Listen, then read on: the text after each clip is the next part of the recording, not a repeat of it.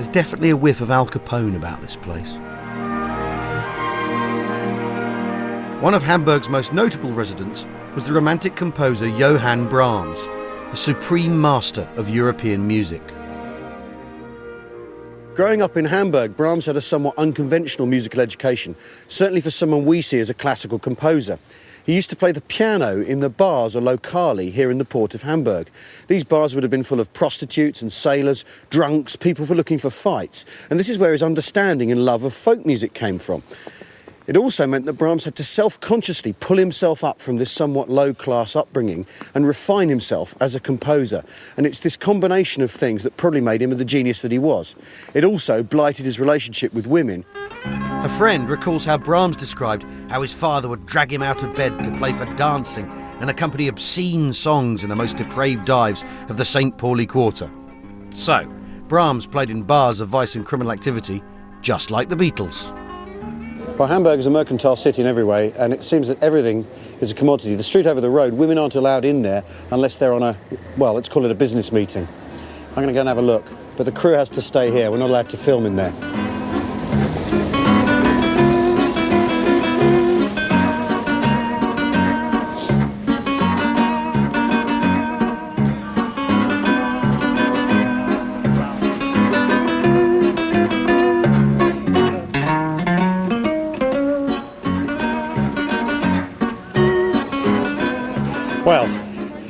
We've had to relocate back onto the Reaper barn itself because a rather large, the moment I turned my back, a rather large bald man with big muscles came and said he was going to throw the camera in the bin.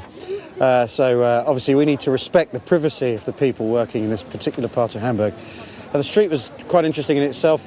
Ladies sat in windows, banging on the windows, opening them very quickly because I think it's very cold tonight, asking me if I wanted to join them. One extremely large lady, in fact ladies of various shapes and sizes, so an interesting insight into Hamburg's mercantile culture there, I think.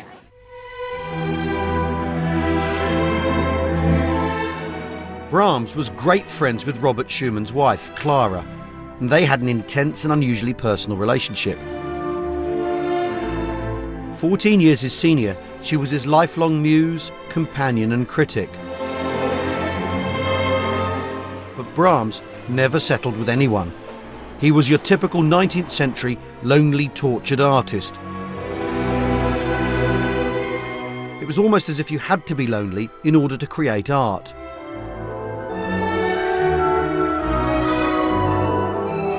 As I take in the streets of Hamburg, I wonder if anyone would put up with this today.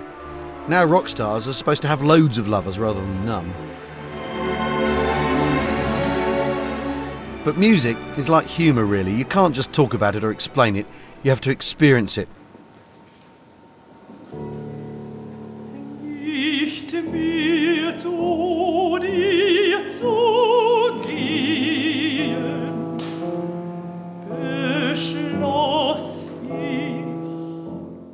Even if I've never quite experienced it like this before, one-to-one, trying not to look too awkward. That'll be the British in me.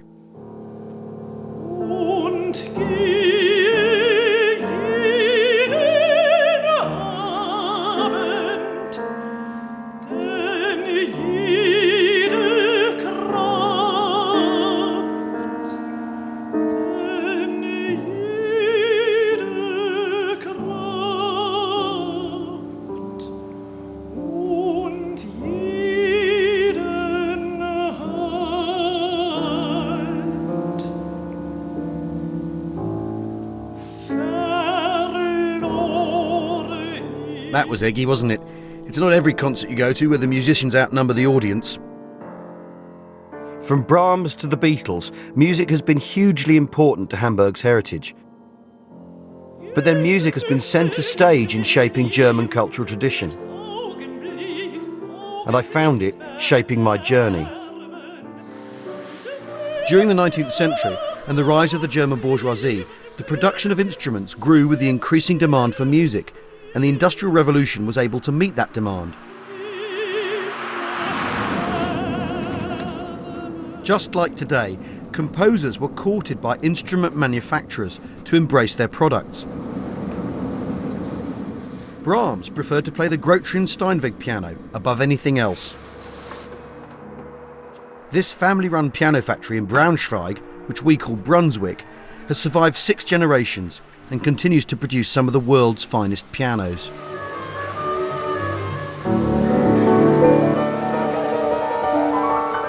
Grotrian had one guiding principle for his sons.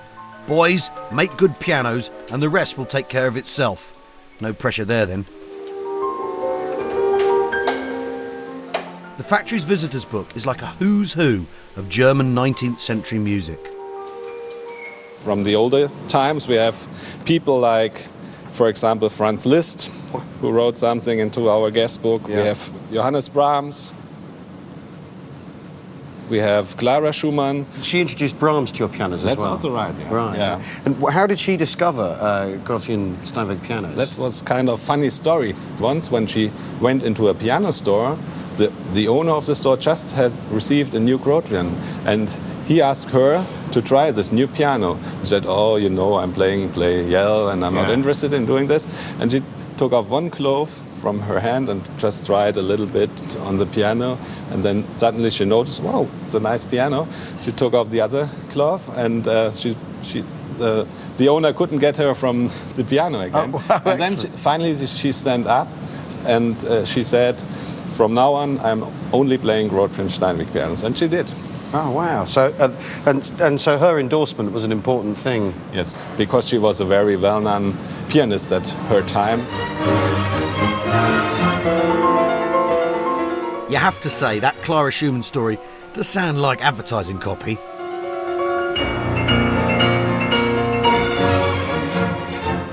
Marketing aside, for Brahms, the truest poetry came from folk music.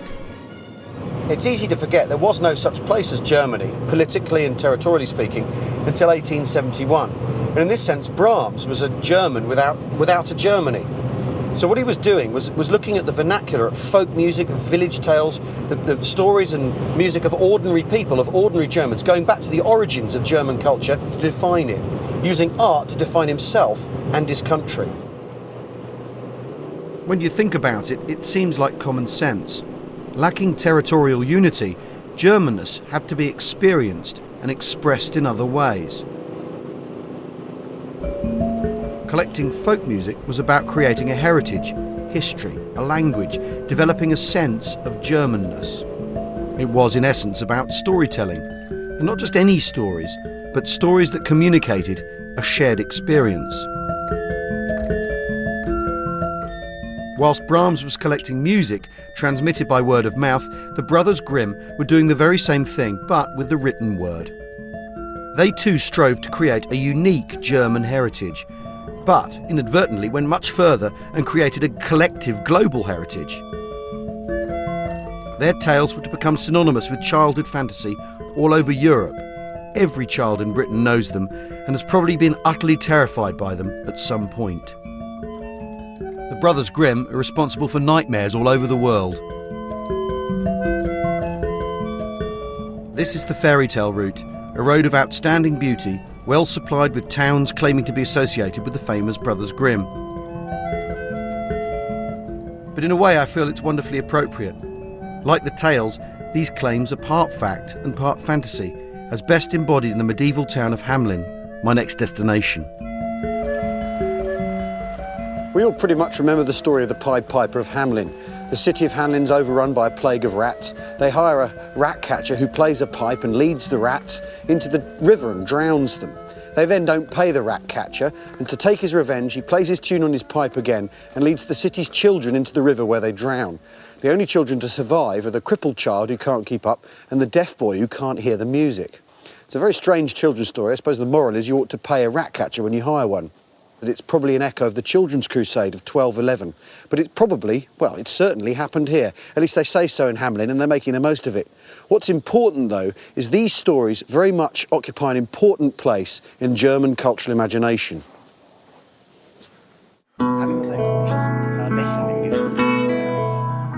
Children are still entranced by the Grimm stories today.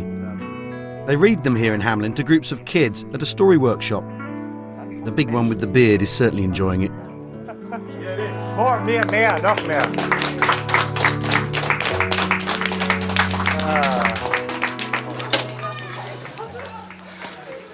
course, we think of folk stories and fairy tales as stories for children, but before the Brothers Grimm wrote them down, they were adult stories told in taverns and bars, sexy stories, violent stories, sometimes with a moral, sometimes with a happy ending, sometimes not. By writing them down, the Grimms changed their position in culture forever, changing them from an oral storytelling form into a literary one. And also, they took out most of the sex, because they didn't really like it. The Grimms provided alternate endings to their stories, deleted scenes if you want. If you look at different editions and footnotes to the stories we know really well have all sorts of different ways of ending. Little Red Riding Hood's a great example. We know of it as the story where the huntsman comes to her rescue and she becomes a model of obedience and does as she's told for the rest of her life. But there's all sorts of different versions of this story. In one, a friend of Little Red Riding Hood climbs to the top of a tree and finds a dismembered, bloody hand in the tree. A gruesome ending for the heroine. In another, the grandmother and Little Red Riding Hood boil the wolf alive in a cauldron full of sausages.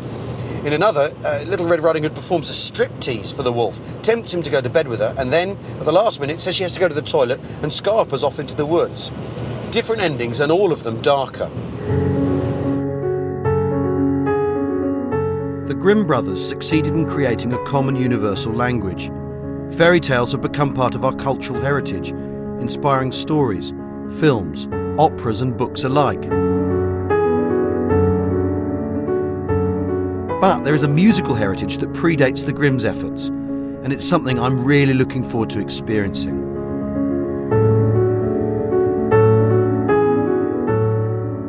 I have come to Leipzig because it is Germany's most renowned musical centre. A good example of Germany's musical heritage is the Thomaner Choir. Back in 1212, when Leipzig included a monastery, church and school named after St. Thomas, the canons instructed the boys in music.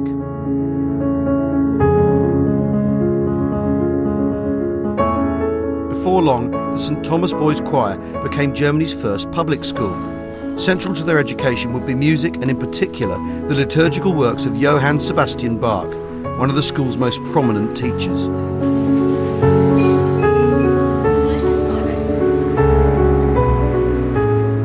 "800 years and a whirlwind of global concerts later, the school has become so famous that postage stamps were printed in its honour, and an express train bears its name.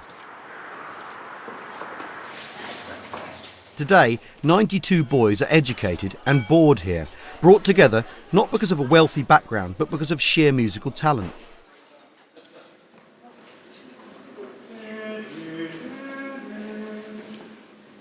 Called Thomaner, they're grouped into Stuben.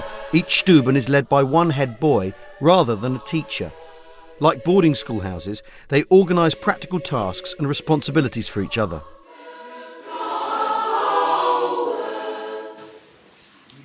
Georg Christoph Biller is conductor and successor to Bach.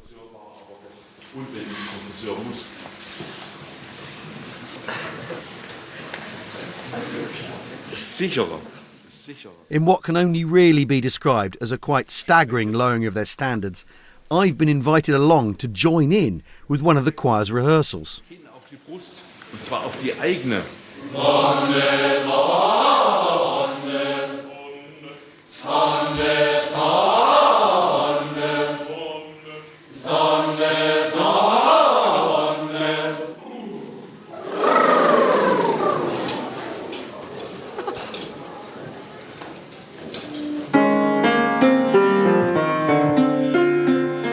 For Biller, the choir's chief purpose is singing to the glory of God alone, or in Latin, Soli Deo Gloria.